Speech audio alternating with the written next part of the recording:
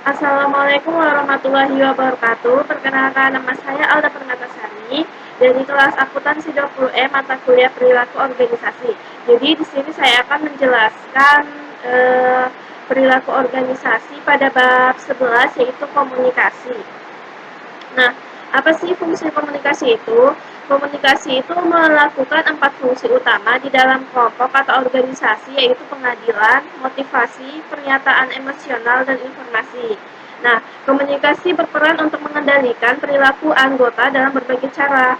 Komunikasi juga itu membantu meningkatkan motivasi dengan menjelaskan kepada para pekerja mengenai apa yang harus mereka lakukan, seberapa baik mereka dalam melakukannya, dan bagaimana mereka meningkatkan kinerja mereka.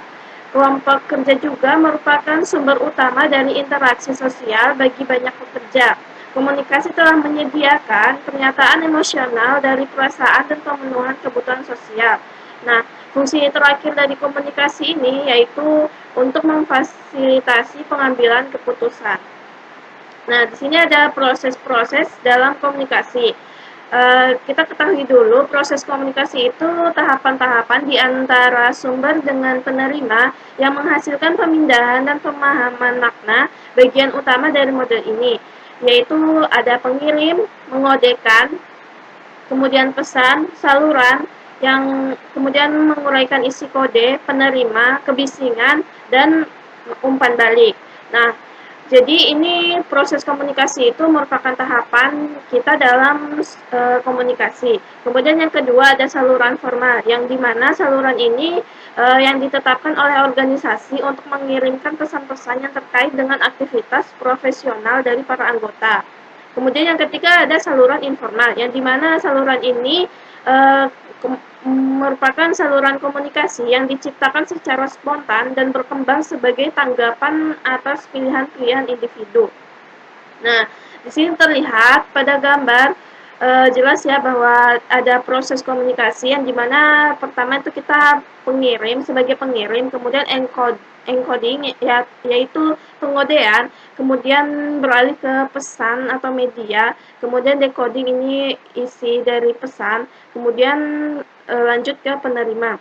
Jadi habis dari penerima ini dia akan merespon apa yang sudah dikirim sama pengirim, kemudian akan muncul kebisingan, kemudian umpan balik lagi ke pengirim. Gitu. Nah, sini ada penjelasannya yang dimana pengirim memulai suatu pesan dengan mengodekan pemikirannya. Kemudian yang kedua, pesan adalah sebuah tindakan aktual produk fisik dari pengodean pengirim.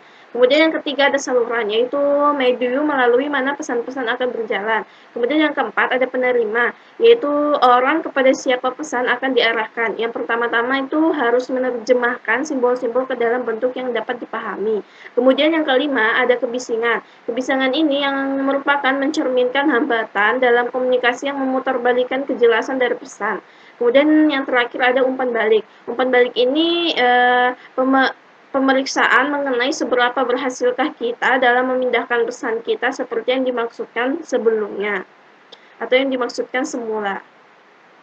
Nah, di sini ada arah-arah dalam komunikasi. Yang pertama kita ke komunikasi dari arah bawah dulu, yaitu komunikasi yang mengalir dari satu tingkat dari sebuah kelompok atau organisasi menuju ke level yang lebih rendah. Nah, para pemimpin ini dan para manajer ini menggunakannya untuk menugaskan tujuan, memberikan instruksi pekerjaan, menjelaskan kebijakan dan prosedur, menunjukkan permasalahan yang memerlukan perhatian, dan menawarkan umpan balik. Kemudian yang kedua ada komunikasi dari arah atas, yang dimana komunikasi ini menuju kepada level yang lebih tinggi di dalam komunikasi, maksudnya di dalam kelompok atau organisasi. Nah, komunikasi ini digunakan untuk memberikan umpan balik ke para petinggi, kemudian menginformasikan mereka mengenai perkembangan dari tujuan dan penyampaian permasalahan saat ini. Kemudian yang terakhir ada komunikasi lateral. Ketika komunikasi terjadi di antara para anggota dari kelompok kerja yang sama, maka para anggota dari kelompok kerja pada level yang sama juga dan para manajer pada level yang sama atau beberapa pekerja yang setara secara horizontal lainnya, kami menggambarkannya sebagai komunikasi lateral. yang dimana komunikasi lateral ini menghemat waktu dan memfasilitasi koordinasi. Nah, di sini ada komunikasi organisasi, jaringan kelompok kecil yang formal, yaitu akan diringkas ke dalam 3 bagian yang masing-masing terdiri atas 5 orang, yaitu satu rantai. Dengan ketat di sini terlihat pada gambar ya, 3 kelompok jaringan yang umum, yang dimana masing-masing ada 5. Di sini ada gambar warna kuning atau chain, itu namanya rantai. Ini maksudnya yaitu dia mengikuti rantai perintah yang formal atau resmi. Jaringan ini mendekati saluran komunikasi dalam ketiga level organisasi yang ketat. Kemudian yang kedua ada roda. Terlihat pada gambar seperti di dalam sini warna hijau toska atau well itu roda yang dimana bergantung pada sebuah sosok sentral untuk bertindak sebagai saluran bagi seluruh komunikasi kelompok.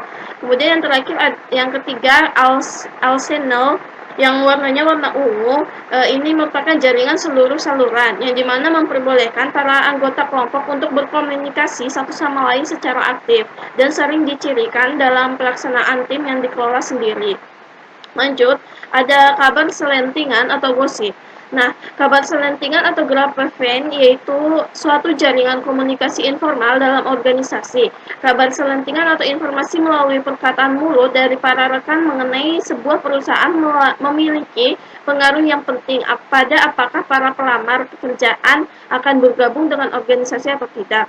Nah, di sini ada pertanyaan, dapatkah para manajer menghilangkan rumor sepenuhnya? Jawabannya itu tidak, karena riset mengindikasikan bahwa bahkan beberapa bentuk dari gosip dapat memberikan motivasi yang prososial. Apa yang seharusnya mereka lakukan adalah meminimalkan konsekuensi negatif dari rumor dengan membatasi kisaran dan dampaknya. Nah, di sini ada mode komunikasi. Yang pertama kita bahas dulu komunikasi lisan. Komunikasi lisan ini ada rapat, ada video conferencing, dan ada telepon. Nah, rapat itu merupakan pertemuan dapat menjadi formal atau informal yang meliputi 2 atau lebih banyak orang yang terjadi dalam hampir setiap kesempatan. Kemudian ada video conferencing, yaitu memungkinkan para pekerja dan para klien untuk melaksanakan pertemuan secara real time dengan orang-orang di lokasi berbeda. Jadi kita dapat berkomunikasi walaupun di lokasi berbeda itu dengan menggunakan video conferencing. Kemudian ada telepon. Telepon ini, panggilan telepon dapat berupa pertemuan secara formal atau pembicaraan secara informal, juga dijadwalkan secara spontan. Nah, telepon ini biasanya dipakai untuk banyak dipakai semua kalangan, karena ini lebih mudah kita untuk berkomunikasi dengan siapapun. Lanjut, yang kedua ada komunikasi melalui tulisan.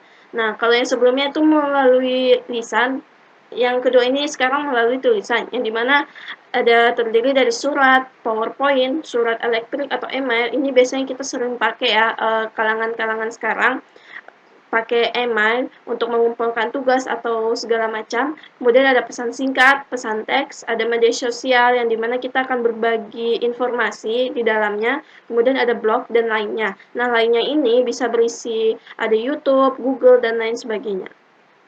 Kemudian yang ketiga ada komunikasi nonverbal. Komunikasi nonverbal ini meliputi gerakan tubuh, intonasi atau penekanan yang kita berikan atas kata-kata, ekspresi wajah, serta jarak fisik antara pengirim dan penerima. Nah, di dalam ada pilihan dalam saluran komunikasi. Nah, kesempurnaan saluran yaitu jumlah informasi yang dapat dikirimkan selama satu episode komunikasi. Percakapan antar muka memperoleh skor tertinggi dalam kesempurnaan saluran karena mengirimkan sebagian besar informasi per episode komunikasi. Banyak isyarat informasi seperti kata-kata, postur, ekspresi wajah, gerak-gerik, intonasi. Nah, kemudian ada umpan balik dengan segera, yang dimana baik verbal maupun non-verbal dan sentuhan pribadi yang terjadi. Kemudian ada memilih metode komunikasi seperti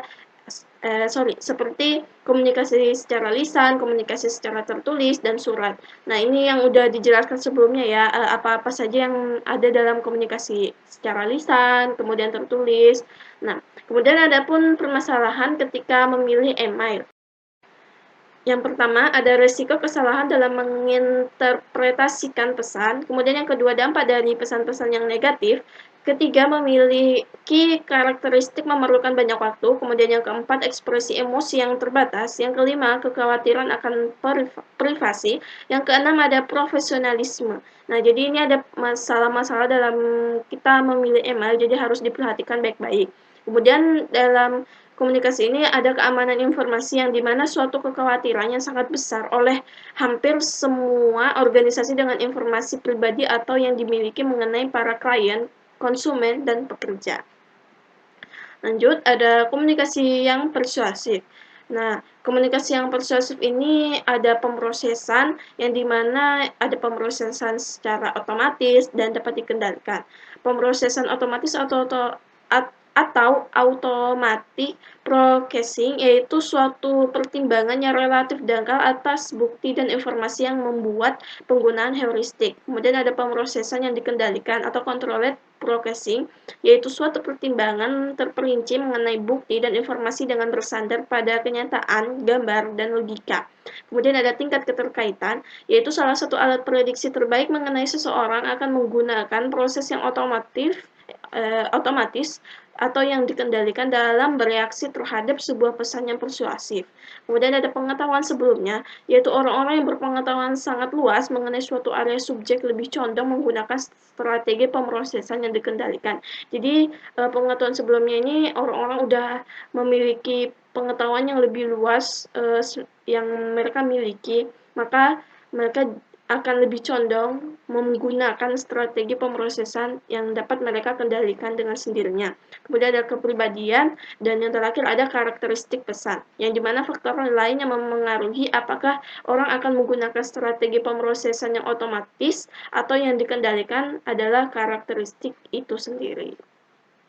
Nah, adapun hambatan-hambatan pada komunikasi yang efektif. Jadi, dalam kita berkomunikasi tidak semuanya jalan mulus, pasti ada hambatan-hambatannya, yang dimana di sini ada penyaringan atau filtering, yaitu suatu manipulasi informasi dari pengirim sehingga akan terlihat lebih menyenangkan bagi si penerima.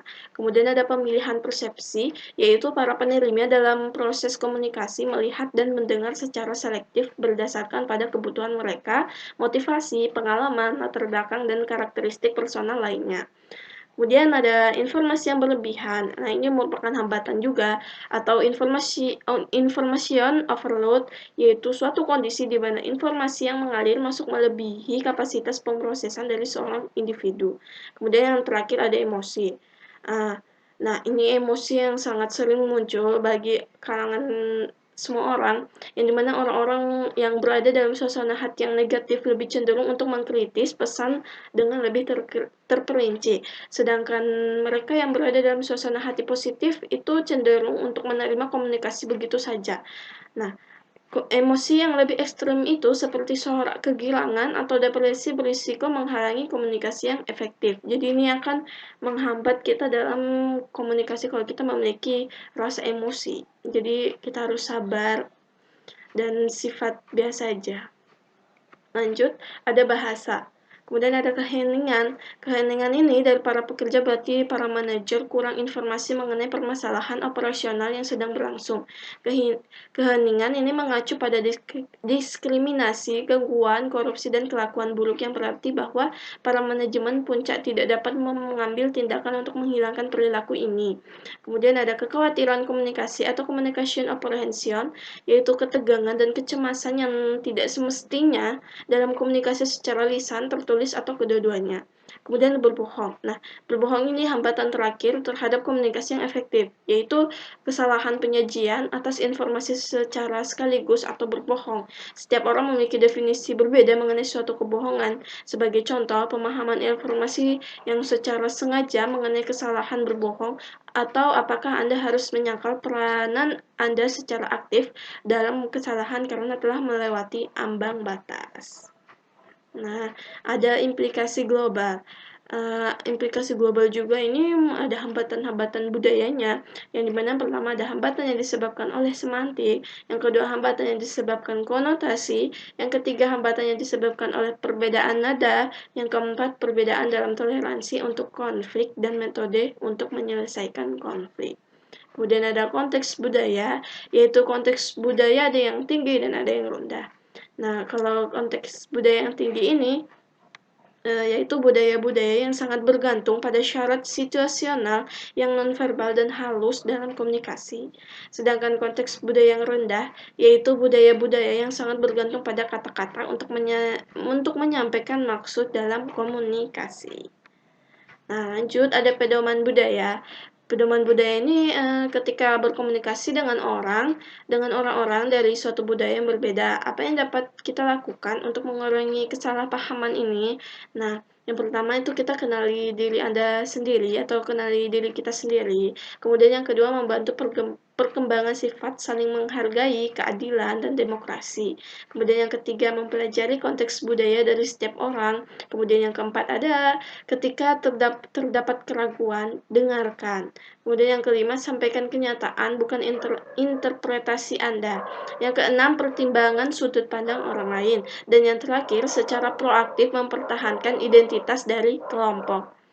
Nah, oke, terima kasih. Itu saja yang bisa saya sampaikan. Apabila ada kekurangan kata-kata atau kejelasan, mohon dimaafkan. Lebihnya datang dari Allah Subhanahu wa Ta'ala dan kekurangannya dari diri saya sendiri. Wassalamualaikum warahmatullahi wabarakatuh.